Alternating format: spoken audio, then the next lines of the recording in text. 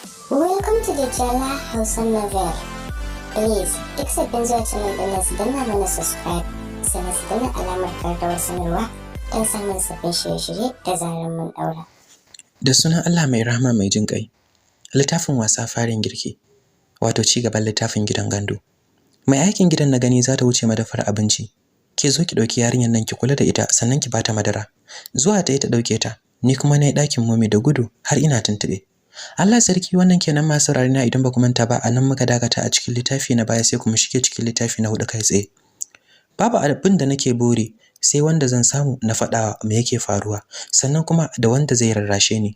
Ina shiga na faɗa kan momi wacce take naɗe kayanta kanana akan gado. Kuka na rushe da shi wanda dama na daɗe ina riƙe shi. Sai yanzu ya samu damar kecewa ya fito. Cikin shekar kuka na faɗa mata abin da yake faruwa. Tana gama jin labarin ta tura ni daga jikinta tare da cewa da Allah ni matsaki ban waje. Dan mijinki zai kara aure ne kike wannan kukan kaman wata sakariya? Ke kuwa kina da hankali kuwa? Kai wallahi Alhaji ya jika. Wallahi Alhaji ya jika aiki da ya shagwaba ki. Ya mai da ke baki san ki nemi abu ki rasa ba. Ya mai da ke baki san ki haɗaka da wani ba akan abin duniya. Sai dai yanzu alhamdulillah gwanda da yayi auren, ko ba komai zaki koyi darasin hada abu da wata, kuma zaki san duniya ba kullum ake so kake samu ba ko ake yi maka ba. Matsawa nayi daga jikinta na bar ɗakin. Da wanne zan je, da kishiyar da ake kokarin imin ko kuma da faɗan da take min? Idan tana wani abin sai ka ce ba ita ce ta haife ni ba, matar uba ce. Ni dama na san ba ta so na kaman yanda abba yake yi min. Kullum cikin yin faɗa take da hararata, kuma wallahi ban hakura ba. Dadi yana dawowa zan faɗa masa ba zan bar gidan ba ma, a nan zan zauna har sai ya sake ta tukunna kaman yanda ya auro ta. Ɗakina na gidan na nufa, ina kuma danna kiran wayar Suhaila. Tsaki na ja ganin tana ta ringin amma bata daga ba. Sai daga baya kafin ta kira ni. Suli, kina ina ne wai? Ina ta kiranki baki dauka ba. Akwai matsala fa. Matsala kuwa wace iri haka? Ban gane ba Mrs. Manjo, fayyace min naji me ake ciki. Ke meye ma bai faru ba? Ai kawai sai kin zo. Dan zancen ba zai yi a waya ba. To shikenan gane nan zuwa. Dama yanzu na dawo daga makaranta. Cin abinci nake kenan. Bari na yi wanka na zo naji me yake faruwa.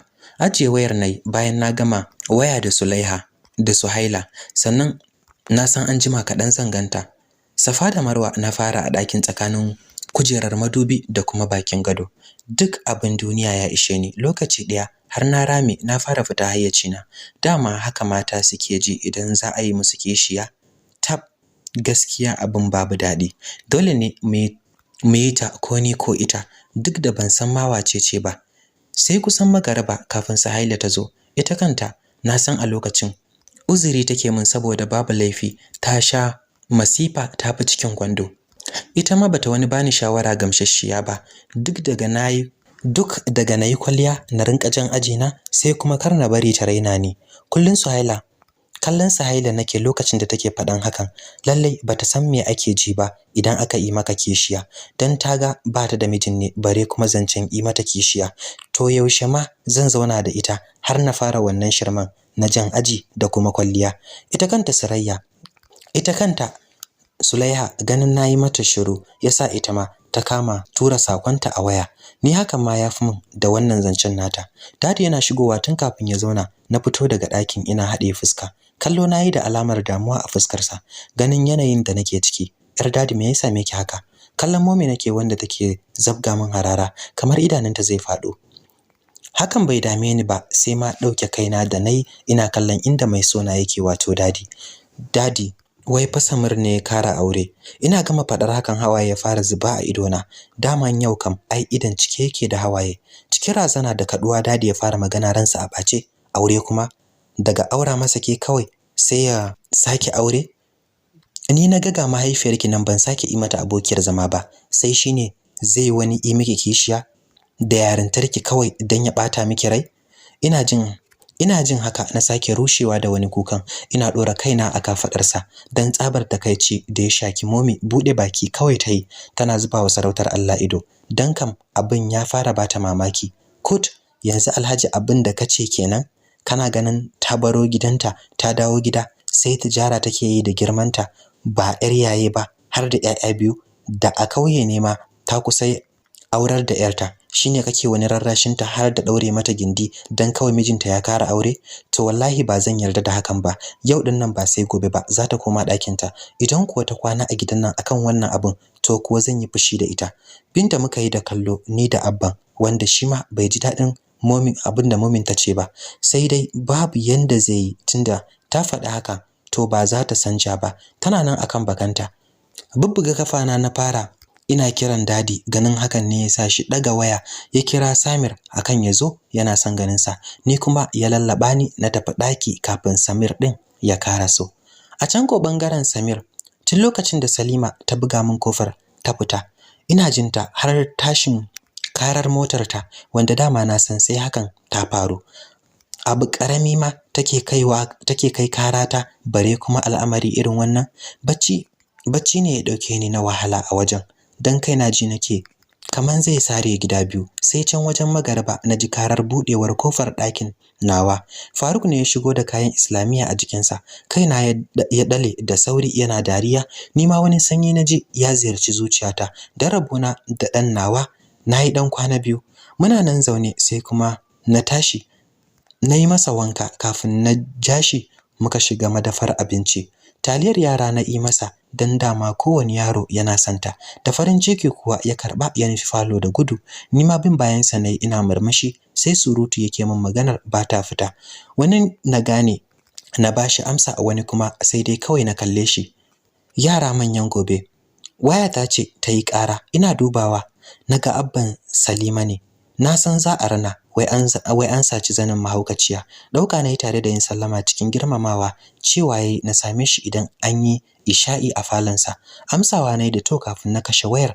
Wajen anti Talatu mai kula da Faruk na kai shi. Bayan ya gama cin abincin, ni kuma na wuce masallaci. Lokacin da na dawo an yi isha'i, Faruk na dauka a mota muka nufi gidansu Salima. A falo na same shi a zaune, Salima tana gefensa, idanunta yayi luhu-luhu. Na dan ji tausayinta a raina, amma kuma ta wani bangaren dama ina so ta yi hankali, ta san ba kullum ake kwana a gado ba. Zama nayi akan dardumar da take kasan falon tare da gaishe da Alhajin.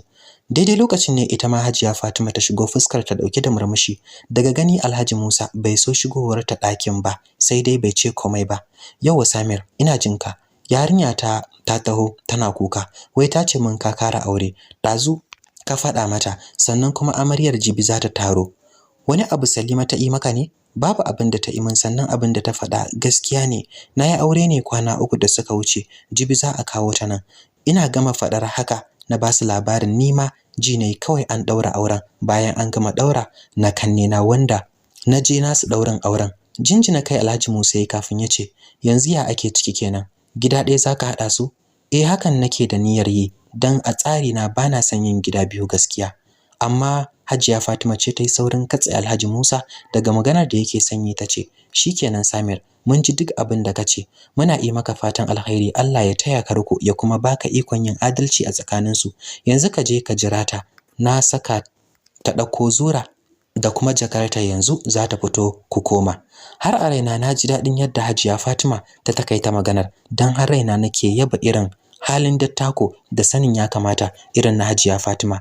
Matar ta kwanta min a rai, ganin ta nake tamkar mahaifiyata. A hanyar mu ta dawowa gida kuwa babu wanda yayi wa wani magana tsakanina da ni da Salima, dan ko kallo na bata yi ba. Idan ta yana kan titi, Faruk kuwa yana kulata za ta zabga masa harara. Shi ma da ya ga haka sai ya ci gaba da wasansa a gefe. Ni dariya ma ta bani. Allah sarki, wannan kenan. A can ko dai bangaren Samima, mutane sai taruwa ake yi. Yan ina da biki zuwa yanzu kowa ya san alakata da Samir, cewa ni ba yar inna Hajara bace ba. Rike ni tayi, sai dai babu wanda ya faɗa wa kowa su waye iyayena. Kowa idan ya gama kokkofin ya ga bai gano komai ba, sai ya hakura.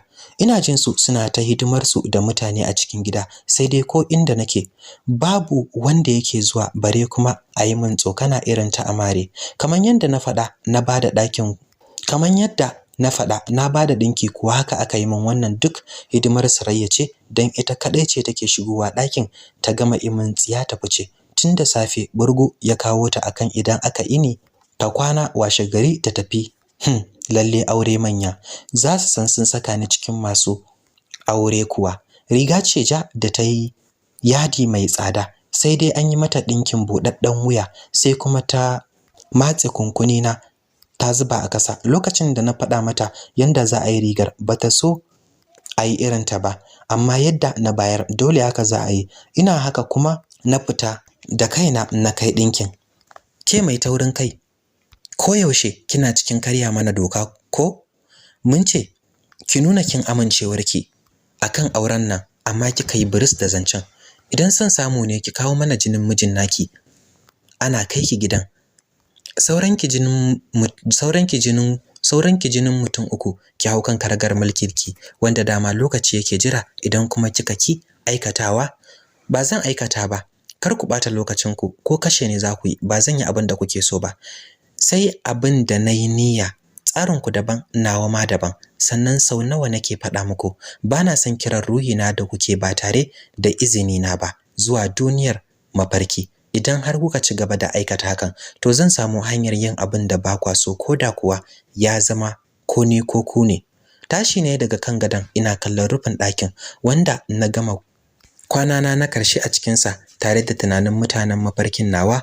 Ruwa na ɗauko a gefe na fara sha, sai da na shanye shi tas. Na tsani kishirwar da suke sakani ina ji. Wayansu shine su daɗar da ni a duniyar mafarkin har sai na buƙaci shan jini a wajensu idan ina so na ji daidai. Sai dai sun makaro, domin na koyi fitowa daga wajensu ko da suna so ko kuwa ba sa so. Na san hakan bai yi musu daɗi ba, sai dan babu yadda za su yi ne. Ban koma bacci ba sai kokarin haɗa canjin wajen aiki da nake yi, dan burina shine ina zuwa can na nemi aiki na ci gaba da yi. Washe gari tun da hantsi motoci guda 3 suka tsaya a kofar gida. Ina jin diransu na tuno da motar Alhaji Bala da na ɗauko, wanda jiya na sa burgu ya mayar masa kayarsa, dan dama bani da niyyar rike ta dindindin, saboda bana ra'ayin mallake abin da ba nawa ba. Dama na taho da ita ne dan ya ji haushi. Wanka na shiga nayi, kowa idan zan wuce sai bi na yake da kallo, ko me suke kallo oho. Sai da na gama shiryawa na saka rigar da na bayar aka yi min. Surayya ce ta nace sai ta yi min kwalliya, hakan ne yasa na barta ta yi min, amma kuma baki yafi yawa a kwalliyar, dan jan bakin ma baki kirin aka saka, haka ma gira da kwalli. Bata so yanda na bata kwalliyar ba, sai dai ya za ta yi da ni. Muna cikin yini ne sako ya tadda ni cewar Baba Umaru yana kirana. Abin da ya tsana kenan wannan wa'azuzzukan na munafurci. Banda munafurci sun san fa mutum ba canzawa zai yi a sakanni ba, in dai har girman sa bai canja ba. Kawai a damu mutum da iya yi kawai. Lifayar kayan na dauka na yi ne jikina da shi kafin na fito zuwa ɗakin Baba Umaru. A zaune yake akan dadduma yana jin carbi. Sallama na yi ciki ta daule, shi ma murmushi kawai ya san dan dole na yi sallamar, ba dan san raina ba. To Samima, Allah ya kawo ki lokaci kema zaki ɗakinki kamar sauran ƴan uwanki. Ina miki fatan alkhairi, Allah ya zaunar da ku lafiya, ya baku zuri'a ɗayi ba. Ina yi miki nasiha da ki bi mijinki sau da kafa, sannan ina yi bari na bari, banda musu da kuma taurin kai, dan na san ki sosai. Sai dai naga kaman kwanan nan kin yi hankali kaman ba lokacin baya ba, dan haka a zauna lafiya. Surutun sa yake tayi ina jin sa. Dani mai saurin dariya ce ma da na tuntsire da dariya, sai dai kash ba komai bane yake saka ni dariya. Ya saka ni a gaba yana wani surutu kaman ya samu yar shekara 2. Tun yana maganar a marmari har ya fara gajiya, rufewa yayi da addu'a yana kara cewa na zauna lafiya. Inna Rabi ce da take gefe take dan matse wata yar kwalla. Tab, lalle mutanen nan ni fa suna bani mamaki. Tashi nayi ganin Inna Rabi ba ta da niyyar tashi, na yi hanyar fita daga ɗakin ina yi wa Baba Umaru sallama. To me zan tsiyayi bayan ya gama surutun? A hanya Inna Rabi ta sako ni da ɗan sauri, bata ce mun komai ba dan ita yanzu abin ya fara daina bata mamaki. Motar da aka kawo muka nufa, sauran motocin duk an cika su, sai wanda za su shiga ni da Inna Rabi ce ta saura. A gidan baya muka zauna, ina tsakiyar ta ita da wata mata, sai naji suna kanwar iya mai kalwace. Maganganun da Baba Umar ya yi mini suke dawowa cikin kwanyata. Me baba yake nufi ma tukunnan? Ai shikenan nayi hankali sai na zauna a gidan Samir lafiya. Ina hakan ba zai taba yiwuwa ba. Wai sunan a barikin sojoji. Ai shi yasa aka hada ni da shi, ana ganin babu abin da zan iya. Sai kuwa ya san ya kai ni cikin gidansa dan sai ya gagare shi samun kwanciyar hankali. Ballantana kuma matarsa, dama naga raini ne da ita, dan haka ita zan fara gyarawa zama tukunna, sai a zo ta kan mazaunin gidan. Duk wanda ya tabo ni ko bindiga ce shi ba soja ba, sai na saita shi. Na tsani zama da wasu a gida ma, zaman dole nake yi, shine har da wani su min aure ko? Ba zan ce ya sake ni ba, amma zan yi masa abin da kansa zai gaji da zama da ni. Lalle ba su san wace ce Samima ba. Wasan yanzu za a fara bugawa kawai. Ina cikin tunani na sakar zuci, ban san lokacin da muka shiga garin ba, har muka shiga cikin barikin. Ban san yaushe muka shiga cikin garin ba, sai gani nayi mun doshi babban barikin sojojin mai kama da gari guda a girma. Ko kalle ban yi ba, saboda wannan ba shine karo na farko a ganin barikin sojoji ba. Naga wanda suka fi wannan ma girma da komai, sabanin sauran mutanen yan tafiyar, musamman ma wanda dama basu taba zuwa birni kaman haka ba. Ba laifi yana da girma sosai, dan sai da muka dan yi tafiya kafin muka zo bangaren gidajen manyan ma'aikatan. Bude murfin mota kowa yayi ya fito, yana ta wani wawware ido dan bawa idanunsa abinci. Wani soja ne ya taho, yana wani takama da kasaita. Uniform dinsa na kalla kawai na san wani mukami ne da shi. Murmushi ne tare da cewa lalle akwai aiki a nan wajen sosai. Wucewa ni ce ma ta farkon shiga cikin gidan, saboda su sun tsaya ɗari da kuma bashi amsa. Hannu ya ɗaga min akan me yasa na wuce. Kallo ɗaya na yi masa da na juya kafin na wuce ciki. Da sauri Inna Rabi ta taho ta rike hannuna tare da imin kallon ta gaji da halina. Ko a jikina sai ma ɗauke kai da nayi. Babban falo ne ya yi mana sallama, ya sha kayan alatu irin na kyalkyalin duniya. Wasu manyan mata ne masu kama da hajiyoyi a zaune akan kujerun. Ɗaya bangaren mu kuma muka zauna a wanda suke kallon su. Ɗaya da yake kafin mu shigo Inna Rabi ta saka min bakin kyalle a fuskata, dan haka bana ganin fuskar su, sai dai maganar su kawai. Tsinkayo maganar wata daga cikin su nayi, wanda take cike da gadara da kuma isa. To da farko masu kawo wa amarya barkanku da zuwa, sai dai ina son sanar da ku cewa nan gidan Salima ne, dan ita aka zo aka samu. Kar ku ga cewa wai dan ita tana yar uwar miji ta nemi yi mata iko ko gadara. To hakan ba zai faru ba, dan ita kanta dukiyar da Samir yake da ita da kuma daukakar da kuka gansa da ita har kuka laƙaba masa yarku, duk mallakin mahaifin Salima ne. Yanzu amarya za ta bude mana kanta mu gani, kafin kuma mu nuna mata ɗakinta, kafin sannan kuma jin maganar nayi ta ishe ni haka. Zuciyata da kunnuwana ba za su iya ci gaba da jin irin wannan kallar rainin hankalin ba. Saurin yaye alkebbar nayi, ina kallon ta ido cikin ido. Ganin dan razanar da ta yi ne, tana kallon lallan da yake hannuna na hotunan kwari da macizai na bakin lalle, an yi musu ado da jan lalle ne yasa ta zare idanu. Su kansu wanda suka taho tare da ni ba su san me yake jikina ba, sai yanzu Saraya ce kawai ta sani. Dauke alkebbar nayi daga jikina gabaki daya, nayi wurgi da ita a kasa. Hoton macijin da yake wuyana ne ya fito fili, zanen kansa yana kwance akan kirjina, wanda aka yi wa dinkin mai budadden wuya. Tun daga kan kwalliyar da take fuskata da kuma irin nau'in lallan da yake jikina, mutum zai dauka daga cikin duniyar ifritai na bayyano. Kallon Salima nake, wanda ta yi suman tsaye, da alamun bata san waye a cikin gelan ba, sai yanzu ta tabbatar da wa za ta yi zaman wani abu wai shi kishi. Mayar da kallo na nayi kan wacce take feso magana. Sakanni kaɗan da suka wuce, ganin kallon ba zai ishe ta bane yasa na matso har inda take. Ina ɗora kafa ta ɗayan mai tsinin takalmi akan hannun kujerar da take kai, dan dama ni ban cire takalmi na ba da zamu shigo. Fuskata na kai har wajen fuskarta, dan bai fi tazarar yatsa ba na bari a tsakaninmu. Daga girar haguna nayi tare da kanne ido daya, sannan nace, ke me kike cewa? Maimaita naji. Ba zan yi takama da abin gidan nan ba. Ke wace ce to a gidan da har kika samu ƙwarin gwiwar faɗa min hakan? So bari ki ji na faɗa miki, tun daga kan ita matar tasa da kuma shi, babu wanda ya isa ya taka ni, bare kuma wani can banzan bazara ba ko a gidan nan. Ita kanta wacce kike yi wa wannan aikin, wato matar gidan, ta fi ki sanin wace ce ni. ke baki san komai ba a kaina, don haka ina jan kunnanki da idan ko da wasa wata rana kika zo gidan nan kika yi zance na, sai na cire harshenki fiyat. Don haka yanzu zaki iya nuna min ɗakin da zan zauna din ne, ko kuma har yanzu baki shirya faɗa ba?